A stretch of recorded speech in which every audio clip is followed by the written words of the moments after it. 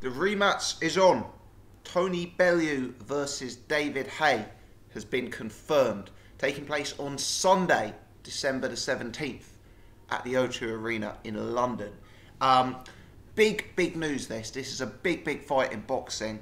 And I, for one, am not surprised. You know, for me, I always thought this fight was the most logical matchup for both guys. I understand Eddie Hearn has given the impression on several occasions that the fight may or may not happen. For me, that's always been about positioning themselves in a negotiation. For me, this fight was always going to happen. Let me tell you why. It's one of those rare fights which is a highly winnable fight for both guys. David Haye is going to go in there believing that Tony Bellew only won the first fight because of an injury, and believing that if he didn't have that injury, which presumably he's implying he won't have going into the rematch, he would beat Tony Bellew.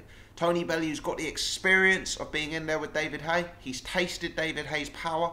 He caused David Haye substantial problems in the fight before the David Haye injury occurred. And Tony Bellew's going to be in there against a guy in David Haye with even more miles on the clock, even more years against him. And Bellew's going to think that justice was served in the first fight and that he can get a repeat of that result. So it's a winnable fight for both guys. And it's a huge money fight for both guys. Surely this will be a career high payday for Tony Bellew. It wouldn't even surprise me if Tony Bellew could make as much money from this fight as he has done from the entirety of the rest of his career put together. So I always thought this fight was going to happen. I always thought it would be very hard for David Haye to come back and to try and build himself again as a heavyweight contender without righting this wrong. And I think it's going to be an interesting fight. You know, the build-up with these two is always going to be box office. And let's face it, I was one of the ones giving this fight a huge amount of stick last time, saying it would be over in one round. It actually turned out in a sort of bizarre way to be a semi-competitive matchup, with Bellew scoring the upset win. So let's face it, it's hard to actually consider this fight anything but competitive going into it the second time round. Now, the bookmakers make David Haye a substantial favourite, which is interesting given that he lost the first fight. The bookmakers have David Haye somewhere around 1 to 3. You know, they think he's a strong favourite to win. They still have him odds on to win the fight by knockout. And David Haye does look like he's coming into this fight slimmed down. I've seen some photos of him in the lead up. It looks like he's lost a lot of weight, and I do think that would be to his advantage, because David Haye's never going to be a massive heavyweight. He's never going to be a Joshua or a Klitschko in terms of his build. So I think he should play to his strengths, and his strengths are being an athlete, being a smaller, faster guy. And for me, if he can come in more at 210, be a bit more explosive, be a bit faster, that's only going to help him. Because in the early rounds of this fight, before the David Haye injury, I was surprised by how inaccurate David Haye was. And I actually think Bellew was making him miss fairly well and causing him some real problems. And I wonder if that was something to do with David Haye's weight. You know, when you're getting older, especially in the heavyweight division, the combination of aging and weight gain for me is a difficult combination, because you're losing some of your natural speed and your athleticism anyway through age, and you're only compounding that when you're adding extra weight. So I think we'll see a slimmed down David Haye. I think we'll see a determined David Haye, because he knows, make no mistake, that his career is well and truly over if he wins this fight, if he loses this fight. And I also think we're going to see a Tony Bellew coming into this fight with more confidence than ever. When Bellew took that first fight, we heard him say time and time again, if I get clipped, I could get knocked out. This is a fight that I could lose. David's a very dangerous fighter. Now Bellew's going into this fight with a whole new level of confidence and the awareness that he can take David Haye's punch and not necessarily get flattened by it. So I'm interested in this fight. I understand it maybe is a bit of a WWE style build-up. I understand it is not a Rigondeaux Lomachenko in terms of the action we're likely to see in the ring, but I'm looking forward to it. I think it's going to be a good build-up, and it may actually be a very, very good fight. I've said time and time again on this channel that I've picked Tony Bellew to lose, I think, more times than any other fighter on this channel. I've bet against Tony Bellew more times than any other fighter on this channel, and I've got Tony Bellew wrong. And Bellew is a guy who has consistently overperformed and consistently beat guys who I thought had the beating of him. So I will not rule Tony Bellew out of this fight by any stretch.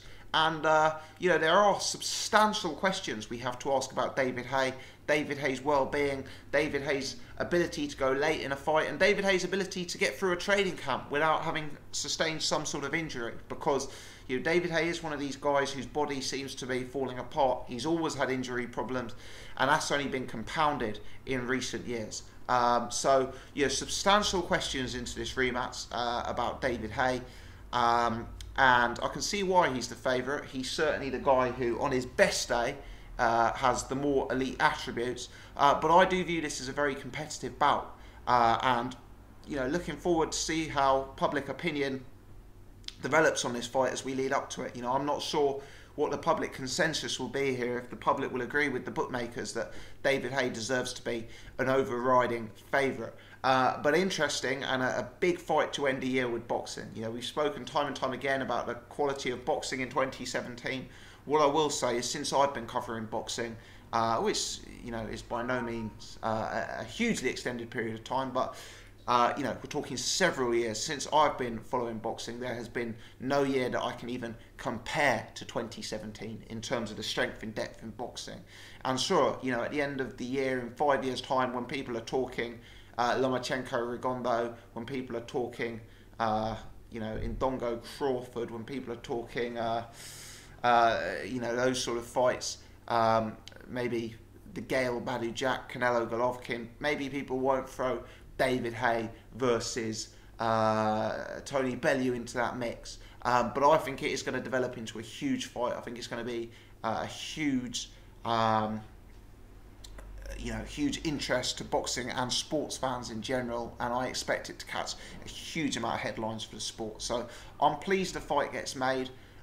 If David Haye wins, I think we could definitely see Haye versus Joshua. I think we could definitely see a third fight between Haye versus Bellew.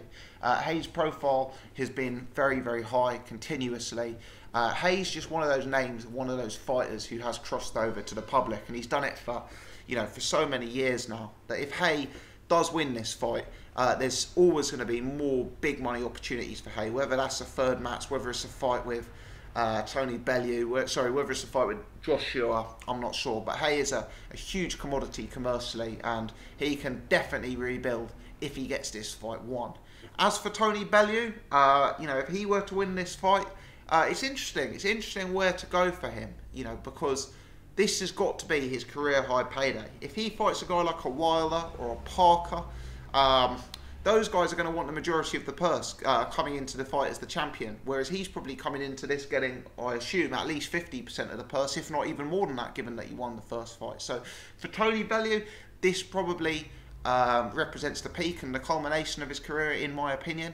If he's got a drive to fight for a world title, I'm sure that opportunity will exist for him against a Parker or against the Deontay Wilder, and you never know. Perhaps if Bellew goes out and proves to be the better man against a guy like David Haye, perhaps you'd be foolish to completely rule out him scoring an upset in one of those fights. I mean, Wilder and Parker are both guys I would pick over Bellew, don't get me wrong, but you'd certainly have to give Bellew a squeak, because both of those guys have certain weaknesses and Bellew does have certain strengths. So who knows? The winner of this fight, I'm sure, has the potential to be involved in very, very big fights. If it's a good fight, it wouldn't surprise me if there's a third fight, because I believe these two's best financial opportunities come from each other, with the possible exception of Haye fighting Anthony Joshua, which I believe could be a Wembley Stadium fight, a 1 million pay-per-view buy fight, etc.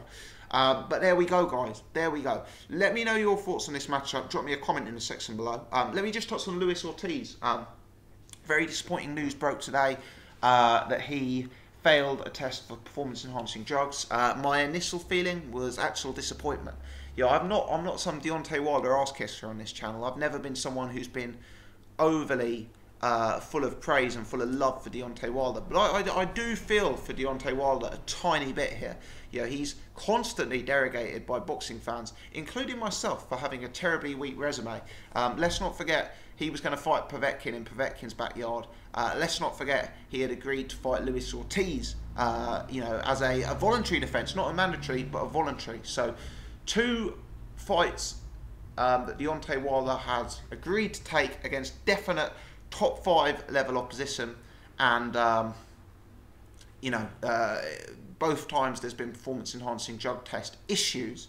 Now, there's no news that the Luis Ortiz-Deontay Wilder fight is off, and I've actually seen Luis Ortiz's team on Twitter and suggesting that an apology is actually owed to Luis Ortiz because he is on some form of medication, which explains the failed drug test. It seems to be a bit of a mess, but then again, these things always are.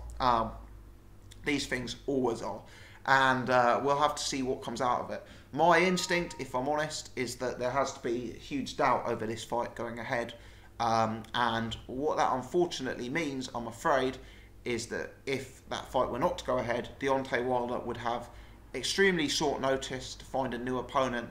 There's very few people who will actually be available to take the fight on that short notice, and I'm afraid what we will probably see if the fight weren't to go ahead is Deontay Wilder against another highly matched late notice, highly overmatched late notice opponent, which would be extremely disappointing.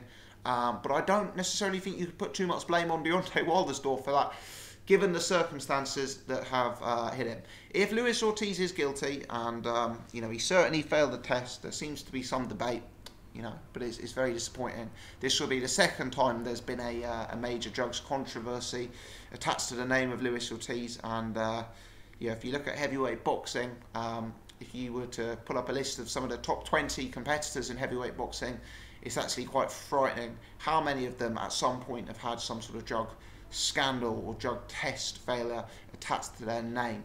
One thing I did see on Facebook is that VADA, I believe, are the drugs testing organisation that failed Luis Ortiz.